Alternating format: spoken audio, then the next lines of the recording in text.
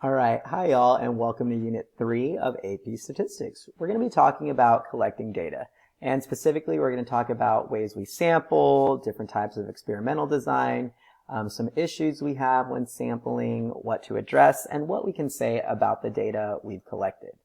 Now, this unit is very vocabulary heavy, but to me it's one of the most interesting units and one of the most relevant units just because, when you're scrolling on TikTok, you'll see all of these fads or any type of social media, right, claiming that their product is going to cause X, Y, Z for you. So you go out, you try the product, and it doesn't work, and now you're thinking, well, what the heck? Everyone had such good results. Why doesn't it work? Well, the way we collect data influences what we can and cannot say about that data.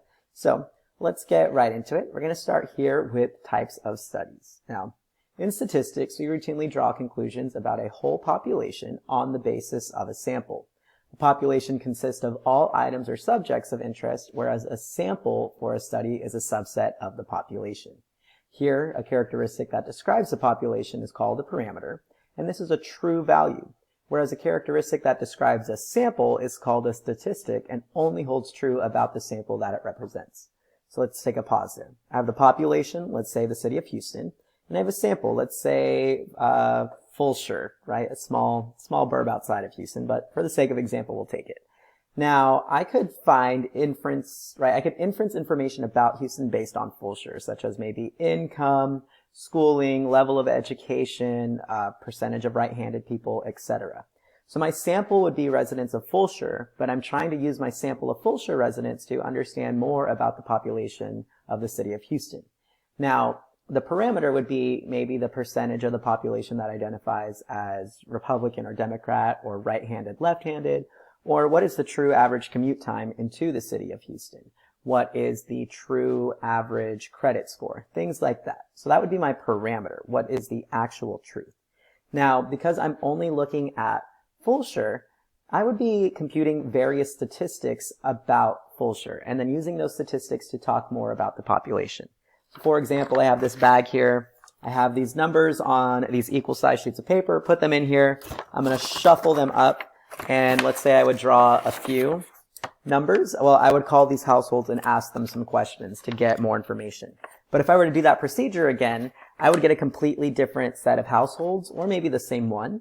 But each time I take a sample, it's going to be different. And this takes us to the next concept, which is called sampling variability. So each sample we select tends to be different due to what is called sampling variability. Thus, the more samples we take, the less variability there is of the one true parameter. So each time I take a sample, I learn a little bit more about the population. Now, because it's only appropriate to make generalizations about a population based on the samples that are randomly selected or otherwise representative of the population, that means I can't just go and say, like, because these statistics hold true for Fulshire, that they should hold true for Humble or Friendswood or League City, etc. I can only generalize to the sample that I've taken. So because Fulshire is quote-unquote a random sample, that's a random suburb from the city of Houston, I could inference those results of Fulshire towards Houston. But my statistics about Fulshire will not hold true about Friendswood or Humble, things like that. So it's going to differ each time, and I can only generalize to those specific areas, but the more samples I take, the closer to the truth I get. Now, that's populations and samples. Let's actually talk about some types of ways to gather data, and there's more ways, but these are going to be the four popular ones for us here in AP Stats. Now, traditionally we use two methods to gather information. The first one is known as an experiment, which deliberately imposes or assigns some type of treatment on individuals in order to measure their response to conditions. The second type is an observational study, which observes individuals and measures variables of interest, but does not attempt to influence the results. Usually we just measure typically from watching participants or surveying participants. And this could happen in a retrospective way, in which we analyze data that's already been collected, or in a prospective way, in which we're going to follow a sample of individuals into the future and collect data on them. Now, there are two special types of observational studies. One is a sample survey, which collects data from a sample in an attempt to learn about a population from which that was taken. Those people at the mall who are surveying at the front, the people who work for energy companies who are knocking on your doors to see, hey, would you be interested in some solar panels, etc. So that's a typical survey, which is a type of observational study. Now the other one, which you might have heard of, is called a census, and here in the United States, we conduct one every 5 years just to gain more insight about the true number of individuals in the population.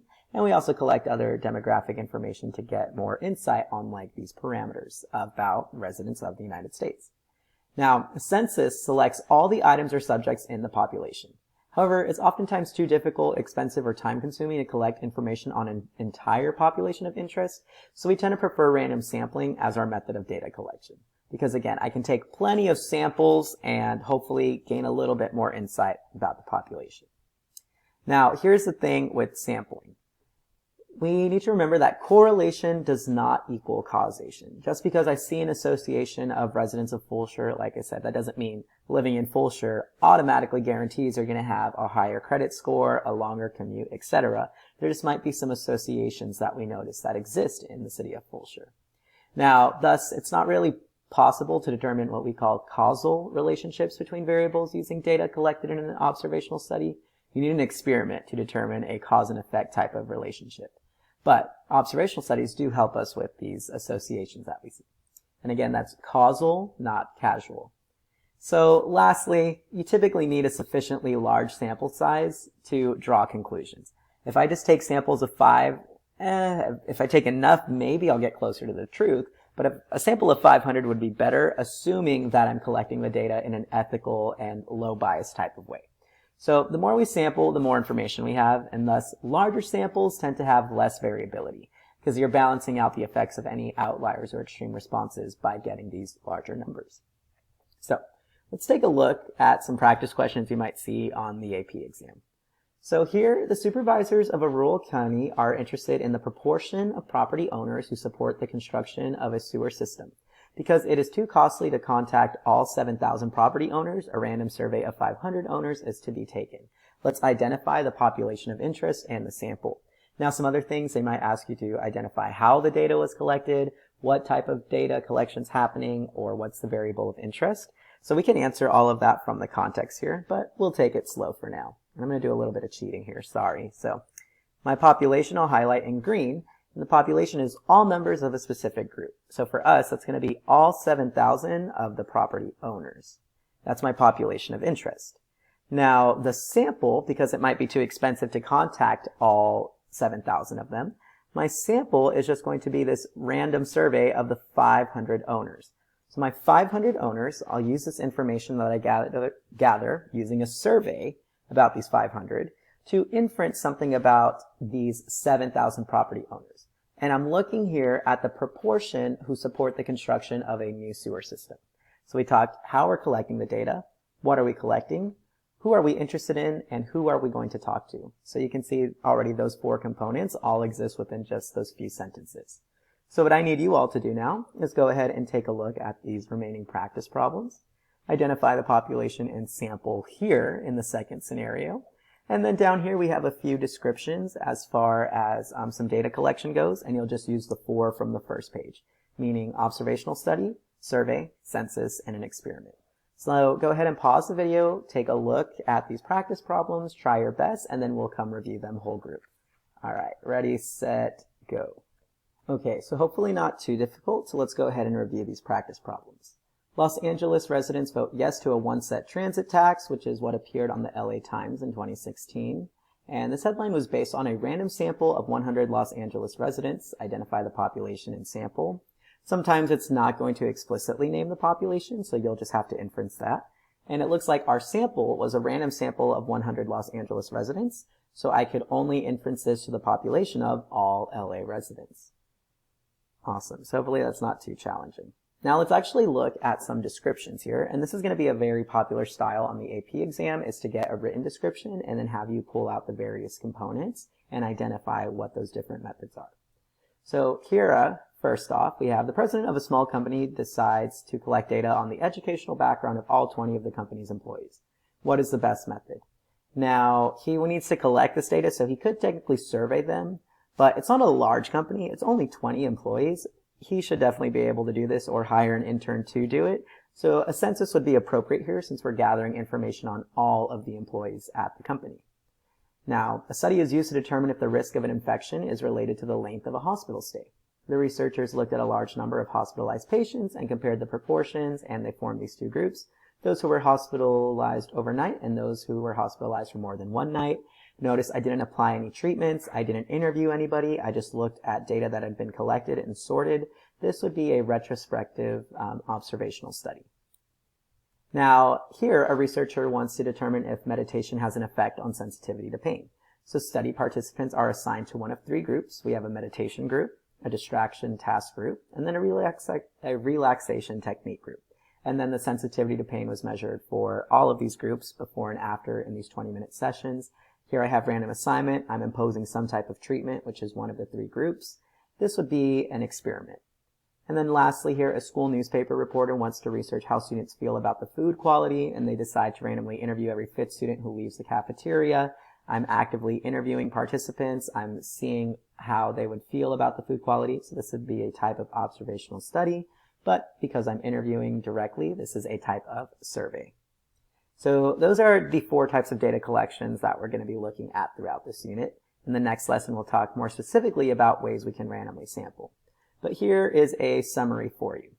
So populations and samples. The population here, right, is the collection of all members that belong to this group that have this characteristic, which we call a parameter. And each time I'm going to take a different sample, a random sample from the population. So just select a few individuals from the population to form my sample, compute either the sample proportion or sample average, which will produce my statistic. And then hopefully use information from the sample to tell me more about the population. And here we have some ways we collect data: the observational studies versus experiments. And again, observational studies can also include a survey or census. And the big key difference is that whether or not a treatment is imposed. So in an observational study, no treatment's being imposed. In an experiment, there is a treatment.